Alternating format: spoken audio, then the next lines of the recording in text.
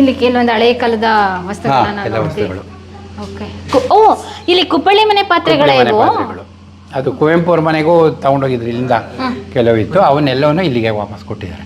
Locker ಅಲ್ಲ ಅದು actually, ಇದರಲ್ಲಿ ವೀಳ್ಯದೆಲೆ, ಅಡಿಕೆ ಆ ಥರದ್ದೆಲ್ಲ ಇಟ್ಟು ಒಂದು ಇದಿರೋದು.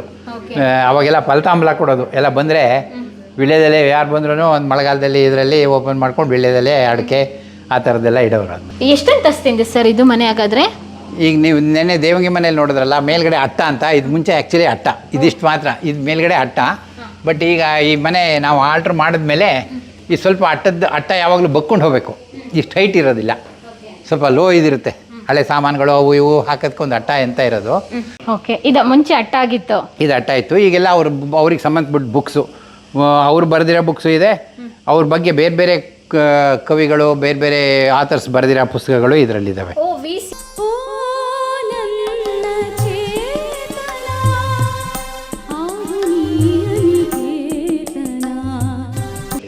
ವಿ ಸಿ ಆಗಿ ಅವರು ಅಧಿಕಾರ ಸ್ವೀಕರಿಸಬೇಕಾದ್ರೆ. ಹಾಂ, ಇದು ವೈಸ್ ಚಾನ್ಸಲರ್ ಮಾಡ್ಬೇಕಾದ್ರೆ ಇದು ಮಹಾರಾಜ ಆಫ್ ಮೈಸೂರು, ಅಂದರೆ ಅವಾಗ ಅವರೇ ರಾಜ್ ಪ್ರಮುಖ್ ಜಯಚಾಮರಾಜೇಂದ್ರ ಒಡೆಯರು. ಮಹಾರಾಜರದು ವೇಷಭೂಷಣ ನೋಡಿ ಹೇಗಿದೆ ಅಂತ ಹೇಳಿ. ಅವಾಗ ಕುವೆಂಪು ಅವರು ನೋಡಿ ಪೇಟ ಹಾಕಿದ್ದಾರೆ. ಹೌದು, ಅವಾಗ ಮೈಸೂರು ಯೂನಿವರ್ಸಿಟಿ ವೈಸ್ ಚಾನ್ಸಲರ್ ಹಾಕಬೇಕಿತ್ತು ಪೇಟನ. ಇದು ಅವರಿಗೆ ಇದು ಬಂದಾಗ, ಜ್ಞಾನಪೀಠ ಅವಾರ್ಡ್ ಬಂದಾಗ ಡೆಲ್ಲಿನಲ್ಲಿ ಅವಾರ್ಡ್ ತಗೊಳ್ತಿರೋದು 1968ರಲ್ಲಿ. ಅವಾಗ ಹೇಗಿತ್ತು ಊರಲ್ಲಿ ಸಂಭ್ರಮ? ಹಾಂ, ಆವಾಗ ಅವ್ರು ತಗೊಂಡ್ಮೇಲೆ ಇಲ್ಲಿ ಇದು ಪದ್ಮವಿಭೂಷಣ ಬಂದಾಗ ದೇವಂಗಿನಲ್ಲಿ ಭಾಳ ದೊಡ್ಡ ಒಂದು ಪ್ರೋಗ್ರಾಮ್ ಮಾಡಿದ್ರು. ನಮ್ಮ ತಂದೆ ಮತ್ತು ನಮ್ಮ ದೊಡ್ಡಪ್ಪ ಕುವೆಂಪುಗೆ ರಾಷ್ಟ್ರಕವಿ ಇದಾಗಿತ್ತು, ಅವ್ರಿಗೆ ಅವಾರ್ಡೆಲ್ಲ ಬಂದಿತ್ತು, ಪದ್ಮವಿಭೂಷಣ ಎಲ್ಲ. ಆಮೇಲೆ ಅವರು ಕಡದಾಳ್ ಮಂಜಪ್ಪನವರು ಚೀಫ್ ಮಿನಿಸ್ಟರ್ ಆಗಿ ಅವ್ರದ್ದು ಮುಗಿದ್ಬಿಟ್ಟಿತ್ತು, ರೆವಿನ್ಯೂ ಮಿನಿಸ್ಟರ್ ಆಗಿದ್ರು. ಆವಾಗ ಕಡದಾಳ್ ಕುವೆಂಪುಗೆ ಇಬ್ಬರಿಗೂ ಒಂದು ದೇವಂಗಿನಲ್ಲಿ ಒಂದು ದೊಡ್ಡ ಸಮಾರಂಭ ಇಟ್ಕೊಂಡಿದ್ರು. ಅದು 58ಅಲ್ಲಿ, ಅದು ಬಿಗಿನಿಂಗ್ ಆಫ್ ಅವರ ಅವಾರ್ಡ್ ಬಂದು ಫಸ್ಟ್ ಪ್ರೋಗ್ರಾಮ್ ಅಲ್ಲಿ ದೇವಂಗಿನಲ್ಲೇ ಮಾಡಿದ್ರು, ದೊಡ್ಡ ಫಂಕ್ಷನ್ ಮಾಡಿದ್ರು. ನಿಮ್ಮ ಮನೆತನಕ್ಕೆ ಒಂದು ರೀತಿಯಾಗಿ ಹೆಮ್ಮೆ ಆಗ್ತಾ ಇತ್ತು, ಖುಷಿ ಎಲ್ಲ. ಅವಾಗೆಲ್ಲ ಸಂಭ್ರಮ ಮಾಡಿದ್ರು. ಅವಾಗೆಲ್ಲ ಭಿನ್ನವತ್ತಳೆ ಒಂದಿದೆ, ಅದೂ ಭಾಳ ಚೆನ್ನಾಗಿದೆ. ಇವರು ಕುವೆಂಪುಗೆ ಬರೆದಿರೋದು ನಮ್ಮ ತಂದೆ ಒಂದು ಭಿನ್ನವತ್ತಳೆ ಕೊಡ್ತಾರೆ ನಮ್ಮ ಕುಟುಂಬದಿಂದ, ಅದೂ ಭಾಳ ಚೆನ್ನಾಗಿದೆ. ನಮ್ಮ ಮಲೆನಾಡು ಅವಾಗೆಲ್ಲ ನರ ಕುರಿಗಳಾಗಿದ್ದರು, ಈಗ ನೀವು ಬಂದು ಇದನ್ನು ಕಿನ್ನರ ಲೋಕ ಮಾಡಿದ್ದೀರಿ. ಇವೆಲ್ಲ ಅದನ್ನು ಭಾಳ ಇಟ್ ಇಸ್ ವೆರಿ ಪೊಯೆಟ್ರಿಕ್ ಆಗಿ ಭಾಳ ಚೆನ್ನಾಗಿದೆ ಅದು. ಇದು ನೋಡಿ, ಇದು ಕಾವ್ಯಾಲಯ ಅಂತೇಳಿ ಅವರು ಫಸ್ಟ್ ಬುಕ್ಸ್ ಎಲ್ಲ ಈ ಕಾವ್ಯಾಲಯ ಪಬ್ಲಿಷರ್ಸು ಪಬ್ಲಿಷ್ ಮಾಡೋರು. ಈ ಕಾವ್ಯಾಲಯದವರು ಕೂಡ್ಲಿ ಚಿದಂಬರಂ ಅಂತ ಅವ್ರು ನೋಡ್ಕೊಳ್ತಾ ಇದ್ರು. ಕೂಡ್ಲಿ ಚಿದಂಬರಂ, ನಮ್ಮ ತಂದೆ ಮತ್ತು ಕುವೆಂಪು ಅವರು 3 ಜನ ಸೇರಿಬಿಟ್ಟು ಈ ಪಬ್ಲಿಷಿಂಗ್ ಕಂಪ್ನಿ ಮಾಡ್ತಾರೆ. ಯಾವ ಪಬ್ಲಿಷಿಂಗ್ ಕಂಪನಿ? ಇದೆ ಕಾವ್ಯಾಲಯ. ಓ, ಶಿವಮೊಗ್ಗದಲ್ಲಿ ಫಸ್ಟ್ ತೀರ್ಥಹಳ್ಳಿಲೇ ಫಸ್ಟ್ ಪ್ರಾರಂಭ ಮಾಡ್ತಾರೆ. ಕುವೆಂಪು ಅವ್ರದ್ದು ಪುಸ್ತಕಗಳು ಫಸ್ಟ್ ಪ್ರಕಟಣೆ ಪಬ್ಲಿಕೇಶನ್ ಕಾವ್ಯಾಲಯದ. ಸೊ ಆಮೇಲೆ ಶಿವಮೊಗ್ಗ ಪಬ್ಲಿಕೇಶನ್ ಸ್ಟಾರ್ಟ್ ಮಾಡ್ಬೇಕಂತ ಹೇಗೆ ಅನ್ನಿಸ್ತು ಸರ್? ಅದು ಕುವೆಂಪುನು ಬರೆಯಕ್ಕೆ ಶುರು ಮಾಡಿದ್ರಲ್ಲ, ಸೊ ಅವ್ರದ್ದೇ ಒಂದು ಇದು ಮಾಡೋಣ ಅಂತ ನಮ್ಮ ತಂದೆಗೆ ಹೇಳ್ಬಿಟ್ಟು, ನಮ್ಮ ತಂದೆ ಮತ್ತು ಕೂಡ್ಲಿ ಚಿದಂಬರಂ ಅಂತ ಅವ್ರ ಫ್ರೆಂಡ್ ಒಬ್ಬರಿದ್ದರು, ಅವ್ರು 3 ಜನ ಸೇರಿಬಿಟ್ಟು ಮಾಡ್ತಾರೆ. ಮಾಡಿಬಿಟ್ಟು ಅವರು ತೀರ್ಥಹಳ್ಳಿಲಿ ಮಾಡ್ತಾರೆ, ಆಮೇಲೆ ಮೈಸೂರಲ್ಲೇ ಎಸ್ಟಾಬ್ಲಿಷ್ ಮಾಡ್ತಾರೆ. ಮೈಸೂರಿನಲ್ಲಿ ಕುವೆಂಪುರದೆಲ್ಲ ಇದನ್ನು ಕಾವ್ಯಾಲಯದವರೇ ಪಬ್ಲಿಷ್ ಮಾಡೋದು. ನಮ್ಮ ಇವ್ರು 3 ಜನದಿಂದ ಈ ಕಾವ್ಯಾಲಯ ಪಬ್ಲಿಷ್, ಆಮೇಲಿಂದ ಲಾಸ್ಟಿಗೆ ಇವ್ರಿಗೆ ಕೂಡ್ಲಿ ಚಿದಂಬರಂಗೆ ಬಿಟ್ಬಿಡ್ತಾರೆ ಅದನ್ನ. ಆಮೇಲೆ ಅವ್ರ ಮಗ ಕೃಷ್ಣಮೂರ್ತಿ ಅಂತ ಇದ್ದರು, ಅವರು ತೀರೋದ್ರು, ಈಗ ಅದು ಮುಚ್ಚೋಯ್ತು ಈಗ. ಓಕೆ. ಪಬ್ಲಿಕೇಶನ್ಗೆ ಸ್ಟಾರ್ಟಿಂಗ್ ಇನ್ವೆಸ್ಟ್ಮೆಂಟ್ ಬೇಕಲ್ಲ, ಎಷ್ಟು ಇನ್ವೆಸ್ಟ್ ಮಾಡಿದ್ರಂತೆ? ಅವಾಗ ಗೊತ್ತಿಲ್ಲ ನನಗೆ, ಇಲ್ಲ ಅದ್ರದ್ದು ಲೆಕ್ಕ ಇದೆ ನನ್ನ ಹತ್ರ, ಒಂದು ಬೇರೆ ಎಂತೆಂಥದ್ದೋ ಬರೆದಿಟ್ಟಿದ್ದಾರೆ, ಅದರಲ್ಲಿ ಏನು ನನಗೇನು ಅರ್ಥ ಆಗಲ್ಲ ಅದು. ನಮ್ಮ ತಂದೆ ಸುಮಾರು ಅದ್ರದ್ದು ಲೆಕ್ಕ, ಯಾವ ಬುಕ್ಕು ಏನೇನೋ ಸುಮಾರು ಲೆಕ್ಕ ಇದೆ, ಇವತ್ತಿಗೂ ಇದೆ ಅದು.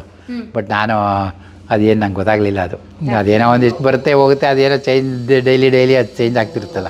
ಓ, ಇಷ್ಟೊಂದು ಪುಸ್ತಕಗಳನ್ನ ತಗೊಬಂದ್ರೆ ಕಾವ್ಯಾಲಯ ಮತ್ತು ಉದಯ ರವಿ ಪ್ರಕಾಶನ. ಆಮೇಲೆ ಉದಯ ರವಿ ಆಯಿತು, ಓಕೆ, ಅವ್ರದ್ದೇ ಪಬ್ಲಿಕೇಶನ್ಸು ಇವೆಲ್ಲ ಕಾವ್ಯಾಲಯದ್ದು. ರಾಷ್ಟ್ರಕವಿ ಪ್ರಶಸ್ತಿ ಪಡೆದಾಗ 1964ರಲ್ಲಿ ನಗ್ತಾ ಇದ್ದಾರೆ ಕುವೆಂಪು, ಎಲ್ಲ ಫೋಟೋದಲ್ಲೂ ನಗ್ತಾ ಇದ್ದಾರೆ. ನಿಡ್ಲಿಂಗಪ್ಪನವರು ಇದ್ದಾರೆ ನೋಡಿ, ಅವಾರ್ಡ್ ಚೀಫ್ ಮಿನಿಸ್ಟರ್. ಹೌದು, ಅವ್ರು ಗವರ್ನರು. ಪಂಪ ಪ್ರಶಸ್ತಿ ಪಡ್ಕೊಂಡಾಗ ಬೊಮ್ಮಾಯಿ ಅವ್ರ ಮುಖ್ಯಮಂತ್ರಿ ಆದಾಗ್ಲ 1988ರಲ್ಲಿ. ಹೌದು, ಪಂಪ ಪ್ರಶಸ್ತಿ. ಕುವೆಂಪು ಅವರು ನಾವೆಲ್ಲ ಫೋಟೋದಲ್ಲೂ ನೋಡ್ತೀವಲ್ಲ, ಅವ್ರ ಚೈಲ್ಡ್ಹುಡ್ ಡೇಸ್ ಆದಮೇಲೆ ನಂತರ ಒಂದು ರೀತಿ ಪ್ರಶಸ್ತಿ ಎಲ್ಲ ಸನ್ಮಾನಗಳೆಲ್ಲ ಬಂದಾಗ ಸಿಂಪಲ್ ಆಗೇ ಇರ್ತಾರೆ, ಕೋಟು ಏನು ಹಾಕೋದೇ ಇಲ್ಲ.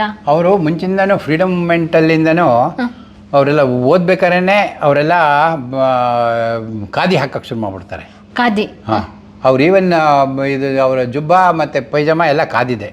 ನಮ್ಮ ತಂದೆನೂ ಅಷ್ಟೇ, ಅವರೂ ಖಾದಿ ಡ್ರೆಸ್ಸೇ. ಈ ಅವಾಗ ಈ ಗಾಂಧಿ ಇನ್ಫ್ಲೂಯೆನ್ಸ್ ಅವಾಗ ಸ್ವಾತಂತ್ರ್ಯ ಚಳವಳಿನಲ್ಲಿ ಸ್ವದೇಶಿ. ಸೊ ಹಾಗಾಗಿ ಅವ್ರು ಕೊನೆಯವರೆಗೂ ಇದು ಹಾಕ್ಕೊಂಡಿರ್ತಾರೆ. ಈವನ್ ಮದುವೆ ಆಗೋ ಟೈಮಿಗೆ ನಮ್ಮಪ್ಪ ತಗೊಂಬಂದು ಒಂದು ಉಲನ್ದು ತಂದು ಕೊಡ್ತಾರಂತೆ. ಏನು ಹಾಕಲ್ಲ ಅಂತಾರಂತೆ. ಅವಾಗ ನಮ್ಮಪ್ಪ ಹೇಳ್ತಾರೆ, ಇದು ಉಲನ್ ಅಲ್ಲ, ಇದು ಖಾದಿದು ಉಲನ್, ಇದು ಹಾಕೊಳ್ಳಿ ಅಂತ ಅವಾಗ ಕೊಡ್ತಾರಂತೆ. ನೇಯ್ಗೆ ಮಾಡಿರೋಂಥ ಇದ್ರದ್ದು ಇದು ಖದ್ದರ್ದು ಇದು ಅಂಥೇಳಿ ಅದನ್ನು ಬರೀತಾರೆ ಅವರು. ಮಾನಪ್ಪ ತಗೊಂಬಂದು ಕೊಡು ಅಂತ ಸ್ವದೇಶಿ ವಸ್ತುಗಳ ಬಗ್ಗೆ ಅಷ್ಟು ಅಭಿಮಾನ ಇದ್ದಿದ್ದು ಆ ಥರ ಅವಾಗ. ಇಲ್ಲಿ ಕೆಲವೊಂದನ್ನ ಇದು ಬೇರೆ ಬೇರೆ ಆಥರ್ಸು ಕುವೆಂಪು ಬಗ್ಗೆ ಬರೆದಿರೋದು. ಎಷ್ಟು ಜನ ಬರ್ದಿರ್ಬೋದು ಸರ್ ಅಂದಾಜು? ತುಂಬ ಜನ ಬರೆದಿದ್ದಾರೆ. ಈಗಂತೂ ತುಂಬ ಜನ ಬರೆದಿದ್ದಾರೆ. ಕೆಲವರು ಕೊಟ್ಟಿರೋದು ಮಾತ್ರ ಇಲ್ಲಿದೆ. ಈ ಕುವೆಂಪು ಬಗ್ಗೆ ತುಂಬ ಜನ ಈಗೆಲ್ಲ PhD ಮಾಡ್ತಾರೆ, ಬೇರೆ ಬೇರೆ ರಿಸರ್ಚ್ ಮಾಡ್ತಾರೆ. ಅವ್ರದ್ದು ಏನಾಗಿದೆ ಅಂದರೆ ಕುವೆಂಪು ಅವ್ರದ್ದು ಒಂದೊಂದು ಸಬ್ಜೆಕ್ಟ್ ತೊಗೊಂಡ್ರೆ ಅದರಲ್ಲೇ ಡಾಕ್ಟ್ರೇಟ್ ಮಾಡ್ತಾ ಇದ್ದಾರೆ. ಓಕೆ. ಈಗ ಅವರು ನಾವೆಲ್ಸೇ ತೊಗೊಳ್ತಾರೆ, ರಾಮಾಯಣ ದರ್ಶನಂ ತೊಗೊಳ್ತಾರೆ, ನಾಟಕಗಳದ್ದೇ ಮಾಡ್ತಾರೆ. ಆ ಥರ ಕುವೆಂಪುದು ವಾಸ್ಟ್ ಬೇರೆ ಬೇರೆ ಇದರಲ್ಲಿದೆ. ಓಕೆ. ನಿಮ್ಮದು ಮತ್ತು ಕುವೆಂಪು ಅವ್ರದ್ದು ಹೇಗಿತ್ತು ಒಡನಾಟ? ಯಾವಾಗೆಲ್ಲ ನಿಮಗೆ ಕುವೆಂಪು ಅಷ್ಟು ದೊಡ್ಡ ಮನುಷ್ಯ ಆಗಿದ್ದಾರೆ ಅಂತ ಗೊತ್ತಾಯಿತು? ಮುಂಚೆ ಯಾವ ರೀತಿ ಇದ್ರು ನಿಮ್ಮ ಜೊತೆ, ನಿಮಗೆ ನೆನಪಿರೋ ಹಾಗೆ? ನಮಗೆ ಅಂದರೆ ನಾವು ಮೈಸೂರಲ್ಲಿ ರಾಮಕೃಷ್ಣ ಆಶ್ರಮದಲ್ಲಿ ಓದ್ತಾ ಇದ್ದು. ನಮ್ಮ ತಂದೆ ಬಂದರೆ ಕುವೆಂಪು ಅವ್ರ ಮನೆಯಲ್ಲೇ ಉಳಿತಾ ಇದ್ರು. ಅವಾಗ ಏನು ಮಾಡ್ತಾಯಿದ್ರು, ನಮ್ಮನ್ನ ಮೈಸೂರಿನ ಆಶ್ರಮದಿಂದ ವಿದ್ಯಾಶಾಲೆಯಿಂದ ಅವ್ರ ಮನೆಗೆ ಮಧ್ಯಾಹ್ನ ಊಟಕ್ಕೆ ಹೋಗ್ತಿದ್ದು. ನಮ್ಮ ಅಪ್ಪ ಬಂದರೆ ಅಲ್ಲೇ ಉಳ್ಕೊಂಡವರು, ಕರ್ಕೊಂಡೋಗಲ್ಲೇ ಊಟ ಆಗೋದು, ವಾಪಸ್ ಸಾಯಂಕಾಲ ತಂದು ಆಶ್ರಮ ಬಿಡೋರು. ಹಾಗಾಗಿ ಕುವೆಂಪು ಜೊತೆ ಕೂತ್ಕೊಂಡು ಊಟ ಮಾಡ್ತಿದ್ದು. ನಮಗೇನು ಅದೇನೋ ಅಷ್ಟೊಂದು ಗೊತ್ತಾಗ್ತಿರಲಿಲ್ಲ, ಎಲ್ಲ ಮನೆ ಇದ್ದಂಗೆ ಆ ಥರನೇ ಇರೋದು. ನಿಮ್ಮ ತಂದೆ ಬಂದರೆ ಹಾಸ್ಟೆಲ್ ಊಟ ಬದಲು ಮನೆ ಊಟ ಸಿಗ್ತೈತೆ ಅಂತ ರಜೆಗೆ ಬಂದಾಗ ಮನೆಗೆ ಹೋಗ್ತಿದ್ದು, ಅವ್ರ ಮನೆಗೆ ಹೋಗ್ತಿದ್ದು, ಮನೇಲಿ ಊಟ ಮಾಡ್ತಿದ್ದು, ವಾಪಸ್ ತಗೊಂಬಂದು ಬಿಡೋರು. ಮತ್ತು ಆಮೇಲೆ ಇಂಗ್ಲಾದಿಗೆ ರೆಗ್ಯುಲರ್ ಬರೋರು. ಆಮೇಲೆ ಚಿಕ್ಕಲ್ಲಿದ್ದಾಗ ರಜಾ ಬಂತು ಅಂದರೆ ಬಂದ್ಬಿಡೋರು, ಇಲ್ಲಿಗೆ ಬಂದು ಇಂಗ್ಲಾದಿಗೆ ಬಂದು ಇರೋರು. ಶಿವಮೊಗ್ಗದಲ್ಲಿ ನಮ್ಮ ಚಿಕ್ಕಪ್ಪ ದೇವಂಗಿ ರತ್ನಾಕರ್ ಅಂತಿದ್ದಾರೆ, ಅಲ್ಲಿಗೆ ಬಂದು ಇಲ್ಲಿಗೆ ಬರೋರು. ಚಿಕ್ಕ ವಯಸ್ಸಿದ್ದಾಗ ತೇಜಸ್ವಿ ಅವರು ಬರ್ತಾ ಇದ್ರಲ್ಲ, ಅವರು ಬರ್ತಾ ಇದ್ರು. ರಜೆಗೆ ಬಂದಾಗ ತೇಜಸ್ವಿ ಅವರು ಬರೋದು. ಆಮೇಲೆ ಶಿವಮೊಗ್ಗದಲ್ಲೂ ಅವ್ರು ಒಂದು ವರ್ಷ ಅಲ್ಲೇ ಶಿವಮೊಗ್ಗದಿಂದ ಓದ್ತಾರೆ, ಸಹ್ಯಾದ್ರಿ ಕಾಲೇಜಲ್ಲೂ ಓದ್ತಾರೆ. ತೇಜಸ್ವಿಯವರು ಅಲ್ಲೇ ನಮ್ಮ ಚಿಕ್ಕಪ್ಪ ಅವ್ರ ಮನೆಯಲ್ಲೇ ಇದ್ದರು, ದೇವಂಗಿ ರತ್ನಾಕರ್ ಅವರು ಅಂತ ಅವ್ರ ಮನೆಯಲ್ಲಿದ್ದರು. ಸೊ ಆಗ ಕುವೆಂಪು ರೆಗ್ಯುಲರ್ ಬರೋರು. ಆಮೇಲೆ ನಮ್ಮ ತಂದೆ ಮತ್ತು ನಮ್ಮ ದೊಡ್ಡಪ್ಪ ಎಲ್ಲ 62ಕ್ಕೆ ತೀರೋಗ್ಬಿಟ್ರು. 62ಕ್ಕೆ ನಮ್ಮ ದೊಡ್ಡಪ್ಪ ತೀರೋದ್ರು, ನಮ್ಮ ತಂದೆ 63ಕ್ಕೆ ತೀರೋದ್ರು. ಆಮೇಲೆ ಈ ಕಡೆ ಅವ್ರು ಬರೋದು ಕಡಿಮೆ ಆಯ್ತು ಕುವೆಂಪು ಅವರು. ಅವ್ರು ಕ್ಲೋಸ್ ಇದ್ದ ಅಸೋಸಿಯೇಟ್ಸ್ ಎಲ್ಲ ಹೋಗ್ಬಿಟ್ರಲ್ಲ. ಆಮೇಲೆ ಜನ್ರೇಷನ್ ಗ್ಯಾಪು, ಅವ್ರ ಜೊತೆ ಇಲ್ದಿದ್ದ ಮೇಲೆ ಇನ್ನು ಈ ಕಡೆ ಯಾತಕ್ಕೆ ಬರ್ತಾರೆ, ಅಲ್ಲಿ ಶಿವಮೊಗ್ಗ ಅವ್ರಿಗೆ ಬರೋರು. ದೇವಂಗಿ ರತ್ನಾಕರ್ ಅಂತ ಹೇಮಾವತಿಯವರ ತಮ್ಮ, ಅವ್ರ ಮನೆಯವ್ರಿಗೆ ಬಂದ್ಬಿಟ್ಟು ಅಲ್ಲೇ ಸ್ವಲ್ಪ ಹೊತ್ತಿದ್ದು ವಾಪಸ್ ಮೈಸೂರಿಗೆ ಕೊಟ್ಟವರು. ಇದು ಫಸ್ಟ್ ಅವ್ರದ್ದು ಉದಯ ರವಿ ಪಬ್ಲಿಕೇಶನ್ ತಂದಾಗ ಎಂಬ್ಲಮ್, ಅದು ಬರ್ಡ್ಸ್ ಮಾಡಿಸಿದ್ದಾರೆ. ಹೌದು, ಕಾಜಾಣ. ಇದು ಎಲ್ಲ ಬೇರೆ ಬೇರೆ ಒಂದೇ ಇವ್ರದ್ದು ಕುವೆಂಪು ಲೈಫ್ ಇಂಟ್ರೊಡಕ್ಷನ್ ಬೇರೆ ಬೇರೆ ಲ್ಯಾಂಗ್ವೇಜಸಲ್ಲಿ. ಓಕೆ. ಸಾಮಾನ್ಯವಾಗಿ ಎಷ್ಟು ಭಾಷೆಗಳಲ್ಲಿ ಬಂದಿದೆ ಸರ್? ಹೆಚ್ಚು ಕಮ್ಮಿ almost all languages of India. ಇಲ್ಲಿ ಮುಖ್ಯಮಂತ್ರಿಯಿಂದ 1992ರಲ್ಲಿ ಕರ್ನಾಟಕ ರತ್ನ ಪ್ರಶಸ್ತಿ ತಗೊಂಡಾಗ ಅಲ್ಲಿ ನೋಡ್ತೀವಲ್ಲ, ಕೆಳಗಡೆ ನೋಡ್ಕೊಂಡ್ ಬಂದ್ವಲ್ಲ, ಅವಾಗ ಅದು ಇಟ್ಕೊಳ್ಳೋದಕ್ಕೆ ಆಗಲ್ವಲ್ಲ, ಅಷ್ಟು ವೆಯ್ಟ್ ಇದೆ. ಹೌದು. ಓಕೆ. ಇವೆಲ್ಲ ಕುವೆಂಪು ಬಗ್ಗೆ ಬೇರೆ ಬೇರೆಯವ್ರು ಬರೆದಿರೋದು. ಓಕೆ. ಇದೇ ಅವಾಗ ಯಾವುದೊಂದು ಇನಾಗ್ರೇಷನ್ನು, ಮತ್ತು ಇಲ್ಲಿ ಬಂಗಾರಪ್ಪನವರಿದ್ದಾರೆ. ಇದು ಯಾವುದೋ ಸಾಹಿತ್ಯ ಸಮ್ಮೇಳನದ ಯಾವುದೋ ಒಂದು ಇದ್ರದ್ದು. ಹೌದು, ಯಾವುದೊಂದು ಮೂಮೆಂಟ್. ಇದು ನೋಡಿ ಕನ್ನಡ, ಇದು Ramayana Darshanam hand return book. ಇದು ಕನ್ನಡದಲ್ಲಿ ಹಳೆಗನ್ನಡದಲ್ಲಿ ರಾಮಾಯಣ ದರ್ಶನಂ ಬರೆದಿರೋದು ಅವ್ರು ಹ್ಯಾಂಡ್ ರೈಟಿಂಗ್. ಇದು original sir, original hand writing. ಅಂದರೆ ಒರಿಜಿನಲ್ ಬರೆದಿರೋದನ್ನ ಇದನ್ನ ಸ್ಕ್ಯಾನ್ ಮಾಡಿ ಬುಕ್ಕೇ ಮಾಡಿಬಿಟ್ಟಿದ್ದಾರೆ ಅದನ್ನ, ಅವರ ಮ್ಯಾನುಸ್ಕ್ರಿಪ್ಟ್ನ. ಓಕೆ. ಇದು ನೋಡಿ, ಅದು ವೆಂಕಣ್ಣಯ್ಯನವರಿಗೆ ಅವ್ರು ಅರ್ಪಿಸ್ತಾ ಇರೋದು. ಅವ್ರ ತಂದೆಯವರಿಗೆ ಅಲ್ಲ, ವೆಂಕಣ್ಣಯ್ಯನವರು ಅವ್ರ ಗುರುಗಳು. ಅವ್ರ ತಂದೆ ಹೆಸರು ಅವರು ವೆಂಕಟಪ್ಪಗೌಡರು. ಇವರು ವೆಂಕಣ್ಣಯ್ಯ ಅಂತ BM ಶ್ರೀಕಂಠಯ್ಯನವ್ರ ಜೊತೆ ವೆಂಕಣ್ಣಯ್ಯ ಅಂತ ಮೈಸೂರು ಯೂನಿವರ್ಸಿಟಿಲಿ ಪ್ರೊಫೆಸರ್ ಆಗಿರ್ತಾರೆ, ಅವರಿಗೆ ಬರೀತಾರೆ. ಇದೋ ಮುಗಿಸಿ ತಂದಿಹೇನ್ ಈ ಬೃಹತ್ ಗಾನಂ ಅಂತೇಳಿ ಗುರುಗಳಿಗೆ ಅರ್ಪಿಸ್ತಾರೆ ಇದನ್ನ. ಗುರುಗಳೇ, ನಾನು ಇದನ್ನು ತಗೊಂಬಂದಿದ್ದೀನಿ, ನಿಮಗೆ ಅರ್ಪಿಸ್ತಾ ಇದ್ದೀನಿ ಅಂತ ವೆಂಕಣ್ಣಯ್ಯನವರಿಗೆ ಬರೆಯೋದಿದು. ಜನವರಿ 27-36 ಬರ್ದಿರೋದು. ಡೇಟ್ ಇನ್ಕ್ಲೂಡಿಂಗ್ ಡೇಟು ಕೂಡ ಮೆನ್ಷನ್ ಮಾಡಿದ್ದು. ಅವಾಗ ಯಾವಾಗ ಸ್ಟಾರ್ಟ್ ಮಾಡಿದ್ದು ಅಂತ ಇದು. ಈ ಸ್ಟಾರ್ಟಿಂಗ್ ಡೇಟಿಂದ ಮಧ್ಯ ಎಲ್ಲೆಲ್ಲಿ ಬರೀತಾರೋ ಅದಕ್ಕೆಲ್ಲ ಡೇಟ್ ಇದೆ. ಎಷ್ಟು ದಿನ ತಗೊಂಡ್ರು ಸರ್ ಶ್ರೀರಾಮಾಯಣಂ? ಭಾಳ ವರ್ಷ, ತುಂಬ ವರ್ಷ ತಗೊಂಡಿದ್ದಾರೆ. ಮಧ್ಯ ಬರೆಯೋರು, ನಿಲ್ಸೋರು, ಮತ್ತೆ ಕಂಟಿನ್ಯೂ ಮಾಡೋರು, ಆ ಥರ. ಇವರಿಗೆ ಅವಾರ್ಡ್ ಬಂದಿದ್ದೆ ಅವಾಗ ಹೇಳಿ, ಶ್ರೀರಾಮಾಯಣಂ ದರ್ಶನ. ಹಿಂಗೆ ಅದು 68ಅಲ್ಲೇನಪ್ಪ 68ಅಲ್ಲಿ ಈ ಜ್ಞಾನಪೀಠ ಅವಾರ್ಡ್ ಬಂದಿದ್ದು. 68 ಕರೆಕ್ಟಾಗಿ ಹೇಳಿದೆ ನೋಡಿ. 38 48 58 68 28 ವರ್ಷ ಆದಮೇಲೆ ಅವಾರ್ಡ್ ಬಂದಿರೋದು. ಬರೆಯಕ್ಕೆ ಸ್ಟಾರ್ಟ್ ಮಾಡಿ ಜ್ಞಾನಪೀಠ ಪ್ರಶಸ್ತಿ ಬರಲಿಕ್ಕೆ 28 ವರ್ಷ ಆಯಿತು. ಇನ್ನೆಷ್ಟು ವರ್ಷ ಬರೆದಿದ್ದಾರೆ, ಇನ್ನೆಷ್ಟು ಕಂಪ್ಲೀಟ್ ಮಾಡಿದ್ದಾರೆ ಅದನ್ನು. ಅದು ಹಾಗೆ ಬರ್ಕೊಂಡು ಹೋಗ್ತಾ ಮಧ್ಯೆ ನಿಂತೋಗ್ಬಿಟ್ಟಿತ್ತಂತೆ. ಹೇಗೆ ಕಂಟಿನ್ಯೂ ಮಾಡೋದು ಅಂತ ಯೋಚನೆ. ಸಣ್ಣ ಮಗು, ಅವರು 38ಅಲ್ಲಿ ಹುಟ್ಟಿದ್ದು, ಸಣ್ಣ ಹುಡುಗ ಅವರು, ಸಣ್ಣ ಮಗು. ಆವಾಗ ಸಡನ್ನಾಗಿ ಇವರು ಮುಂದೆ ನೆಕ್ಸ್ಟ್ ಏನು ಬರೆಯೋದು ಅಂತ ಯೋಚನೆ ಮಾಡ್ತಾಯಿದ್ದಾರೆ. ಅದಷ್ಟೊತ್ತಿಗೆ ತೇಸಣ್ಣ ಅಳ್ತಾರಂತೆ. ಸಣ್ಣ ಮಗು, ಬಹುಶಃ 38ಅಲ್ಲಿ ಹುಟ್ಟಿದರೆ ಬಹುಶಃ 39 40 ಆ ಟೈಮಲ್ಲಿ ಅವರು ಮಗು ಇದ್ದವರು ಹತ್ತಿದ್ದಾರೆ. ಆವಾಗ ಸಡನ್ನಾಗಿ ಇವ್ರಿಗೆ ಫ್ಲಾಶ್, ಏ ತೇಜಸ್ವಿ ಏ ಕೇಳುವೆ ಅಂತ ನೆಕ್ಸ್ಟ್ ಆನ್ಸರ್ ಬರ್ಕೊಂಡು ಹೋಗ್ತಾರೆ. ರಾಮನಿಗೆ ಶ್ರೀರಾಮನಿಗೆ ಏ ತೇಜಸ್ವಿನಿ ಏ ಕೇಳುವೆ ಅಂತ ನೆಕ್ಸ್ಟ್ ತಗೊಂಡು ರಾಮಾಯಣ ದರ್ಶನ ಕಂಟಿನ್ಯೂ ಮಾಡ್ತಾರೆ. ಅಲ್ಲ, ಒಂದು ರಾಮಾಯಣ ದರ್ಶನ ಪುಸ್ತಕ ಬರಲಿಕ್ಕೆ ಬರೋಬ್ಬರಿ 28 ವರ್ಷ ತಗೊಂಡಿದ್ದಾರೆ ಅಂತ ಹೇಳಿದಾಗ ಅವರಿಗಿದ್ದಂಥ ಶ್ರದ್ಧೆ ಮತ್ತು ಕಾನ್ಸಂಟ್ರೇಷನ್ ಎಷ್ಟಿತ್ತು ಸರ್. ಹೌದೌದು, ನಿಜವಾಗ್ಲೂ ಒಂದು ತಾಳ್ಮೆ ಮೇಯ್ನಾಗಿ ತಾಳ್ಮೆ, ಆ ಕಂಟಿನ್ಯೂಟಿ. ಅಷ್ಟು ವರ್ಷ ಬರೆದು ನೆಕ್ಸ್ಟಿಗೆ ಹೋಗ್ಬೇಕಲ್ಲ. ನೋಡಿ ಇಲ್ಲಿ ಬನ್ನಿ ಈಗ. ಓಕೆ, ಇದು ಒಂದು ಆಚಾರ ಥರನಾ? ಹಾಂ, ಈ ಮೇಯ್ನ್ ಹೌಸ್ ಇಲ್ಲಿ ಬಂದರೆ ಸುತ್ತಲೂ ಒಂದು ನಿಮ್ಮದು ಇಂಗ್ಲಾದಿ ಮನೆಯಲ್ಲಿ ದೇವಂಗಿಯ ಸನ್ಮಾನ ಸಮಾರಂಭದಲ್ಲಿ ಸನ್ಮಾನ ಇದ್ದಾಗ.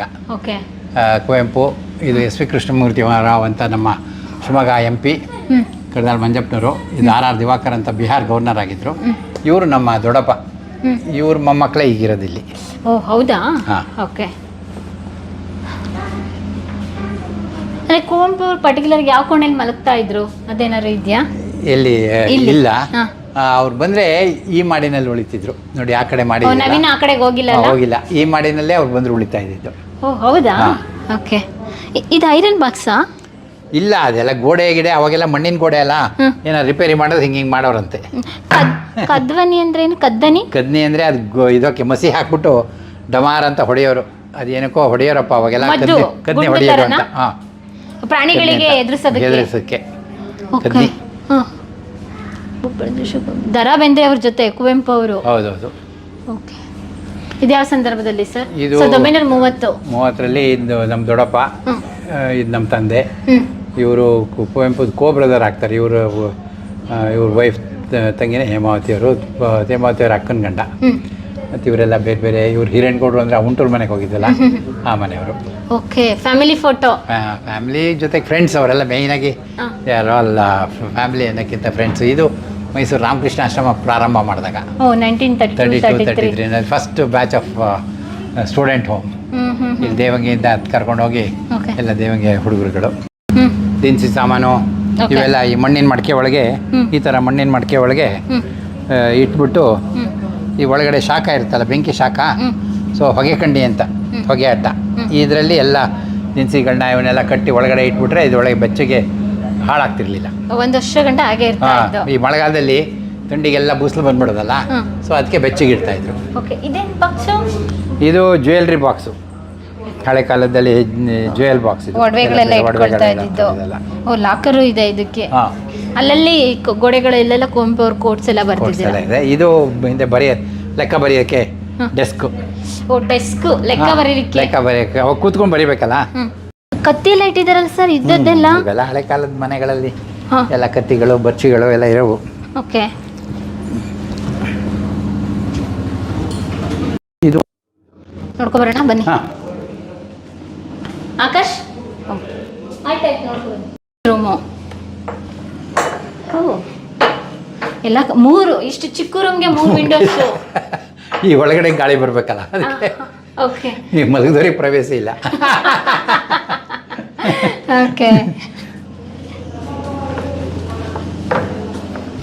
ಅಲ್ಲಲ್ಲಿ ಈ ತರ ಎಲ್ಲ ಮಾಡ್ತಾರ ಸಜ್ಜೆ ತರ. ಇಲ್ಲಿ ಮೇಲ್ಗಡೆ ವಸ್ತುಗಳನ್ನ ಇಟ್ಕೊಳ್ಳೋಕೆ ಡೆಕೋರೇಷನ್ ಪರ್ಪಸ್. ಇಲ್ಲ, ಸಜ್ಜೆಗಳು ಮೇಯ್ನ್ ಆಗಿ ಅದು ಇದು ಸಾಮಾನುಗಳು ಇಡೋರು. ಹಿಂದೆ ಎಲ್ಲ ನಾಗನ್ಗೆ ಅಂತಿದ್ರು ಇದಕ್ಕೆ. ನಾಗನ್ಗೆ ಬಗ್ಗಿ ಬರ್ಬೇಕಲ್ವಾ ಸರ್? ಎಲ್ಲ ನಾಗನ್ಗೆ. ಓ, ಕುವೆಂಪು ಅವ್ರದ್ದೊಂದು ಸ್ಟ್ಯಾಚು ಇಟ್ಟಿದ್ದಾರೆ. ಸ್ಟ್ಯಾಚು ಇದೆ.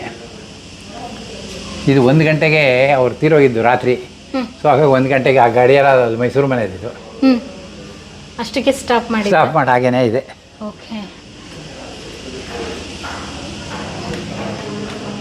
ಪ್ರಿಯ ವೀಕ್ಷಕರೇ, ನಾವು ತೋರಿಸುತ್ತಿರುವ ಇತಿಹಾಸದ ಕಥೆಗಳು ಕನ್ನಡದ ಕಲೆ, ಸಾಹಿತ್ಯ, ಸಂಸ್ಕೃತಿ, ಜನಜೀವನ, ಇತಿಹಾಸ ಸೃಷ್ಟಿಸಿದ ಜನಸಾಮಾನ್ಯರ ಅಸಾಮಾನ್ಯ ಕಥೆಗಳು ನಿಮಗೆ ಇಷ್ಟ ಆಗಿದ್ಯಾ? ಹಾಗಿದ್ರೆ ವಿಡಿಯೋ ನೋಡಿ ಸುಮ್ಮನಾಗ್ಬೇಡಿ, ಶೇರ್ ಮಾಡಿ, ಸಪೋರ್ಟ್ ಮಾಡಿ, ನಮ್ಮೊಂದಿಗೆ ಜೊತೆಯಾಗಿ. ಇದು ನೀವೇ ಬೆಳೆಸಿದ ನಿಮ್ಮ ನೆಚ್ಚಿನ ಡಿಜಿಟಲ್ ಮಾಧ್ಯಮ. ಇನ್ಮುಂದೆ ನಿಮಗಾಗಿ ಇನ್ನಷ್ಟು ವಿನೂತನ ಶೈಲಿಯಲ್ಲಿ ಬರಲಿದೆ. ನೈತಿಕ ಬೆಂಬಲದ ಜೊತೆಗೆ ಆರ್ಥಿಕ ಬೆಂಬಲ ನೀಡಿ. ನಿಮ್ಮ ಬೆಂಬಲವೇ ನಮಗೆ ಪ್ರೇರಣೆ, ಸ್ಫೂರ್ತಿ ಕೂಡ. ನಿಮ್ಮ ಬೆಂಬಲದೊಂದಿಗೆ ನಮ್ಮ ಪಯಣ ಮುಂದುವರಿಯುತ್ತಿದೆ. ಸಾಮಾಜಿಕ ಬದಲಾವಣೆಗೆ ಜೊತೆಯಾಗಿ ನಮ್ಮ ಮುಂದಿನ ಪೀಳಿಗೆಗೆ ಕರ್ನಾಟಕದ ಇತಿಹಾಸ ಉಳಿಸೋಣ.